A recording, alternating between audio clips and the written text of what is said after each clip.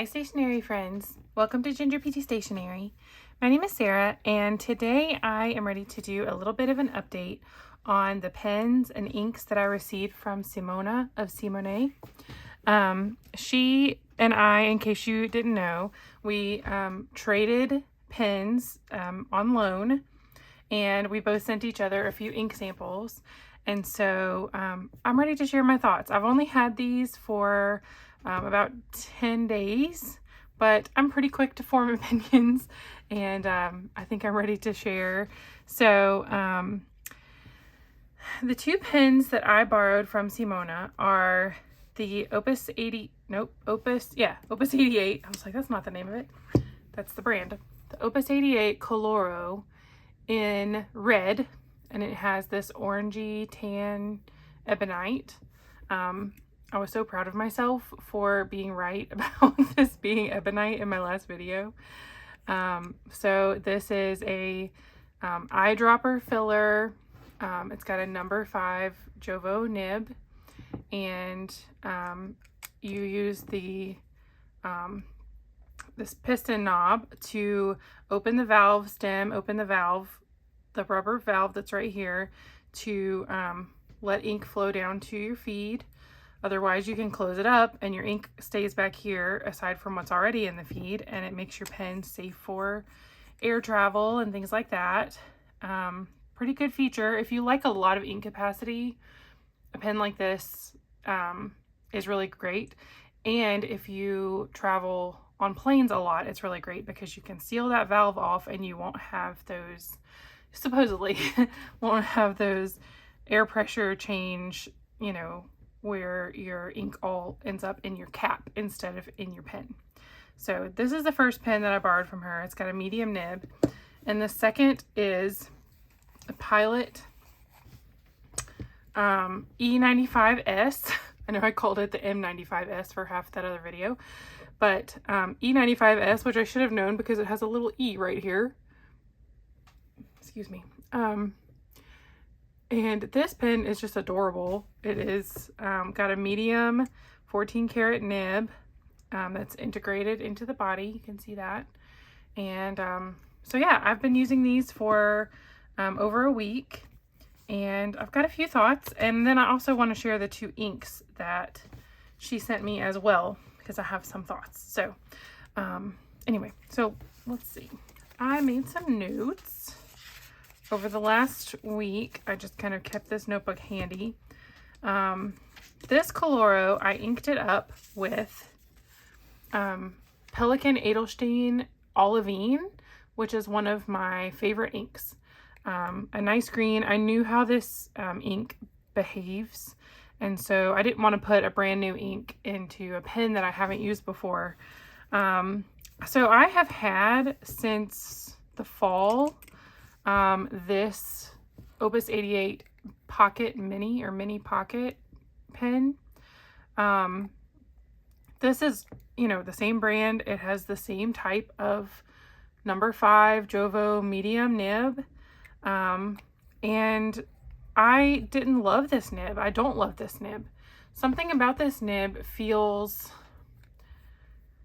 I don't think it's any different size-wise actually, but to me, when I write with it, I feel like the tines are a little bit longer. They're not, but I feel that way when I write with the mini. And I feel like the nib is just a little bit springier. So I don't know what the difference is, but I don't love the feeling of this nib. However, this Koloro has been amazing. It has some feedback, which initially when I first wrote with it, I was like, oh, you know, maybe more feedback than I want. But apparently I like feedback more than I have let on all this time. This nib, I mean, this pen is a great length. It is super comfortable to hold without posting, but I can also post it, and I don't feel like that's damaging the pen at all. I've kind of kept an eye on that. Because I don't think Simona posts her pens. So Simona, I'm sorry if you're stressed out about me posting this. It looks okay to me, but it is very comfortable with or without posting. the flare on this grip section is just right. Like, it is very comfortable. This material, I mean, it's just resin, but this resin is so smooth, but not slippery. It's just the right weight. I mean, I really like this pen. I like the ebonite. I do really like the ebonite. I like the, you know, we tend to be kind of tactile people. I like the sound of opening and closing this pen, and just kind of the sound that the ebonite and the plastic, you know, the resin make together, and the feeling of that. I like just about everything about this pen. Eyedropper fillers are not typically my favorite because I don't always like to keep a pen inked for a long time, and it would take me a very long time to go through an entire eyedropper pen. In fact, even a TWSBI Eco with a full fill, I have had a TWSBI Eco before inked for over a year because I just like to ink up a lot of different things. And so if a pen is a fine nib and it's got a ton of ink capacity, I'm just not going to get through it. So I have learned to not fill up my pens very much, which, you know, I even did with this one. I did not put a ton of ink in it. I only filled it maybe to about here. And that's been plenty. There's still a good little bit left in here. And I reach for this pen all the time. Guys, this is shocking to me. I did not expect to love this. Honestly, I kind of told Simona that I wanted to borrow it to like convince myself that no, I really don't like Opus 88 pens, because I just didn't love this nib. But the opposite has happened, and I adore this.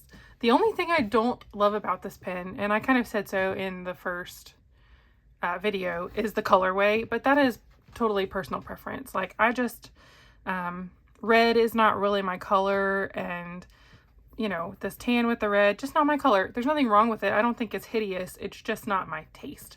So, you know, if I were purchasing it, I would have bought a different color myself, but I'm not buying this. This is on loan to me, and I'm so grateful that I picked this to try out, because I don't know if y'all have seen Endless Pens advertising, but they have released the Opus 88 Koloros for 2023, I guess. There's a pink and white and a gold and white, and I really want that pink and white one now. So I'm very much considering it, and probably with a medium nib, and I'll just hope that it's the same, you know, just as good a nib as this one. I know number 5 Jovo nibs are very easily replaced, and I can always do that, but it's just so much better with when a pen comes with a good nib to begin with. I may end up buying some replacements for these just to spruce them up, and I actually do have some Franklin Christophs with number 5 medium nibs, but I like to keep those with the pins that they came with. So, you know, I have told you before, I'm not super into like swapping my nibs all around, but I might buy some new ones to go in these. So here are kind of my notes. I said this was very comfortable in my hand. The nib is finer than a number 6 medium nib. I really like a number 6. Nope. Yeah, I really like a number 6 medium nib. I mean, I have a ton of those. This is more like a number 6 fine nib, like in the line width, which I also like. But it's not a bad thing because I have grown to like finer nibs the last couple of years. The nib is very smooth. It's got just a smidge of feedback. Not quite sailor feedback, but more than, you know, what I usually even say that I like, but I do like it. I said I don't love the color of the ebonite. I actually do like browns and tans and things. I mean, leathers and stuff like that, but just the red is not super me in the combination, but that's okay. And I said, why do I like using this pen so much? Because I just really didn't expect it. So that has been a wonderful, wonderful surprise. On the Opus 88 note, I will quickly share that I figured out why my pocket, this was my first pocket, doesn't post. I've tried, I have pushed it kind of hard. It will not. But this one which I could not resist this little baby rabbit. Look how cute. I don't like saying the word hate. I don't like that this says Happy New Year 2023. That's kind of cheesy to me. But look at this little baby rabbit holding a fountain pen. It's so cute, and it's got these flowers, and I think it's precious. So despite, against my own better judgment, I ordered a second one. But here's what I've learned. This one has, they both have this little silver ring. This ring is raised. It's like a bump. It's rounded. This one is flush with the pin. So when I open this one and put the cap on, it snaps. It snaps on there, and so I can actually post it. Whereas this other one, the forest creatures with the little cute little fox and the squirrels, there's nothing for it to grab onto. So I'm wondering a couple of things. If I could, one, so when you open the valve, the whole ring, the ring is not attached to the barrel, it's attached to the knob. So I'm wondering if this whole stem comes out. Well, I'm sure it does, but if I could maybe ask Opus 88 for a replacement one with the raised ring, or if I ever felt so inclined, maybe I could take this one out and put it in this pen, just so that it's postable, because I want it to be postable. So I think it has the same interiors of the cap. No, it doesn't. Okay, well, there's also my problem. This one has a little ring that grabs onto it, and I don't think this one would grab onto it. Oh, look at that. This one doesn't post on here either. Well, this one does. Okay. Well, it's kind of annoying because this pen is very small. It's usable, but it's very small without being able to post it. So I'm kind of disappointed by that. Anyway, that's not why you're here. So the second pen that I borrowed from Simone is this Pilot E95S. I said that. I think this color is called Dark Red, Deep Red. This pen is lovely. It really is. It is a high quality Pilot pen. You can get these at a great price. I mean, I saw, people saying that they bought these for like $70 from Amazon, and it's got a 14 karat nib. This one is a medium nib. It's really lovely. This pen feels really good in your hand just when you're like to open it and close it. The nib is very smooth and nice. It is very comparable to my Custom 74 medium. It feels much the same, smooth, glassy almost, like they just glide on the page.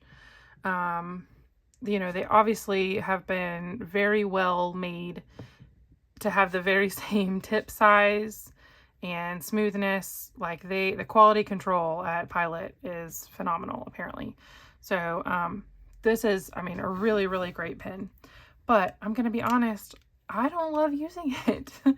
I think it's pretty. I like the feel of it in my hands, like when I'm not writing with it. But to write with it, it is just not my favorite. And here's why I think that is. It's because of the tapered body. There's no grip section. There's no, flare here to kind of keep your fingers in a place. I find myself sort of gripping the pen tightly, not pressing down hard, but sort of gripping it tightly. And, yeah, I don't love using it. I also feel a little worried about this getting scratched. Now, I've been keeping it safe, but in other words, if it were mine, I would be a little concerned. Like, I wouldn't want to just stick this in the pocket of my purse or something. I really feel like that. You've seen metallic things that get scratched and they sort of just get that darker color. I would be very nervous about that with this pen. I don't know if that happens. Maybe it doesn't. Maybe the finish is such that it doesn't. My doggy has brought me his, I said doggy. My dog has brought me his toy to play. I'll be done in just a minute, buddy. So if you hear squeaking, that's why. So anyway, all in all, I mean, this is a gorgeous pen. Absolutely nothing wrong with it. And if you like the Lamy 2000, the feeling of that, I had a Lamy 2000. The nib was amazing. It had been worked on by Dan Smith, and it was a fine point, and it was so good. The nib was so good.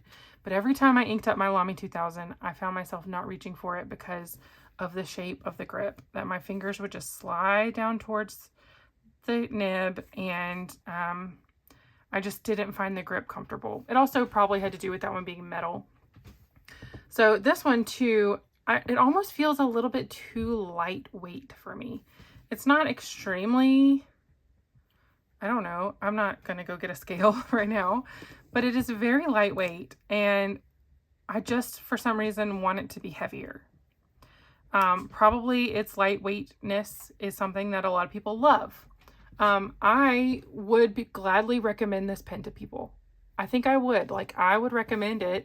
If you've been looking at it and you think you would really like this, I recommend it. It's great, but it's not for me.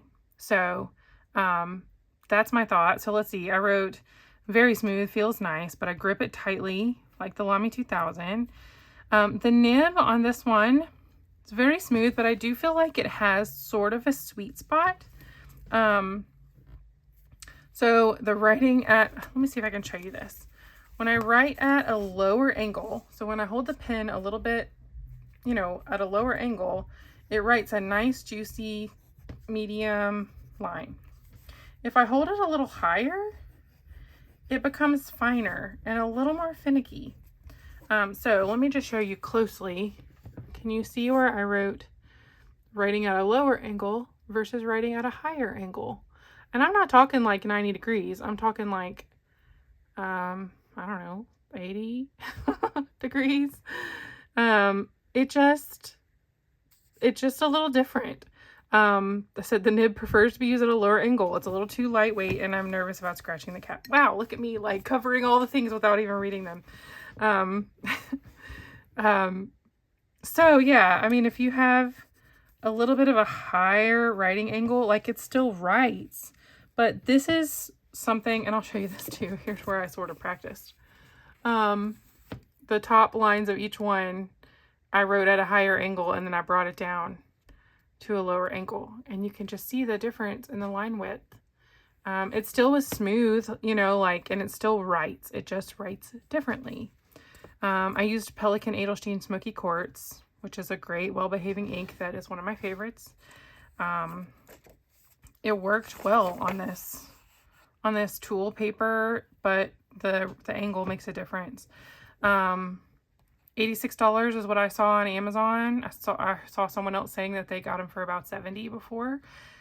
$144 is like the kind of standard price at most of the pen stores. I think that's really fair for this. So yeah, that is kind of my thought on the E95S. I do recommend it, but it's not for me. I hope that makes sense, and I hope that that's fair. I want to treat it fairly. So quickly, the two inks that Simona sent me are Diamine Deep Magenta, I swatched them with you, and Wearingeul Yoon Donju, a Star Spattered Hill. So I learned, and if you didn't read it on the screen, Yoon Donju is an author, a poet, and has a poem that I cannot remember the name of, even though I put it on screen in the other video. But a line from one of the poems is a star spattered hill. And so, it's, you know, that's why this is part of the like Wearingeul inks are all based on literature. And so that's where the name comes from. But it is like stars. This is beautiful. And I love both of these inks. Okay, so I have had Deep Magenta in this Aurora, why am I saying that? Because it's called Aqua Petra.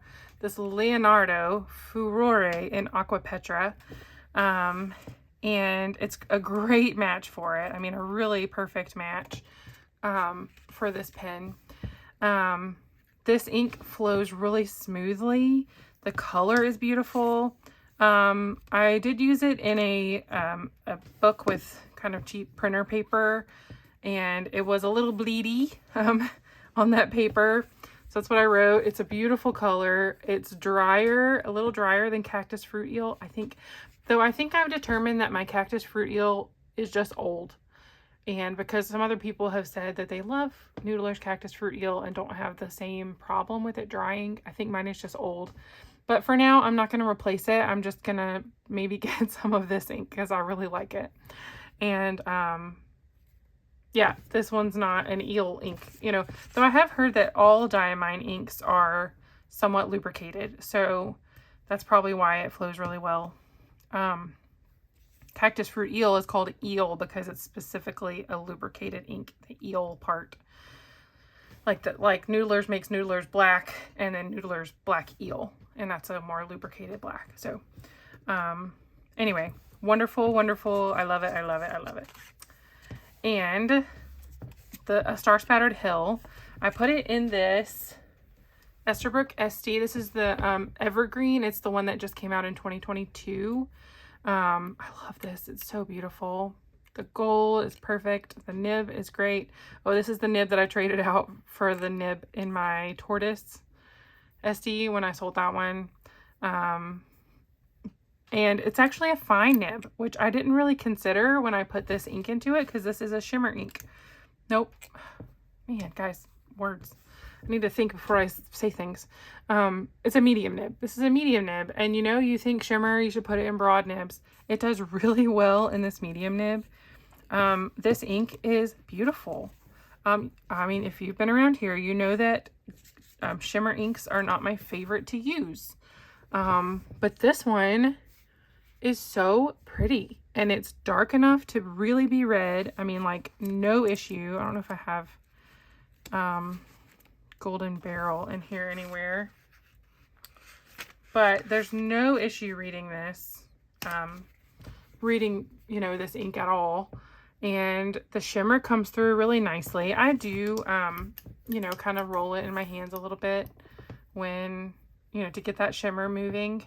But like, I would buy this ink without the shimmer. You know, I really like the color.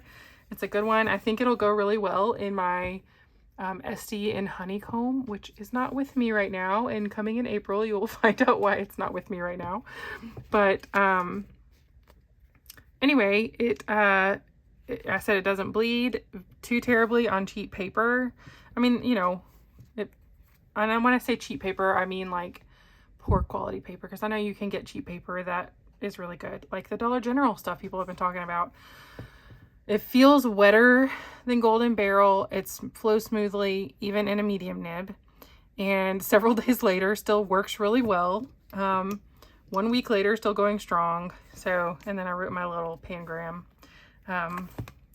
Yeah, I'm still really, really loving this ink. So I'm really grateful that Simona picked this one to send me, because the only one I asked for was the deep magenta, which I do not regret one bit.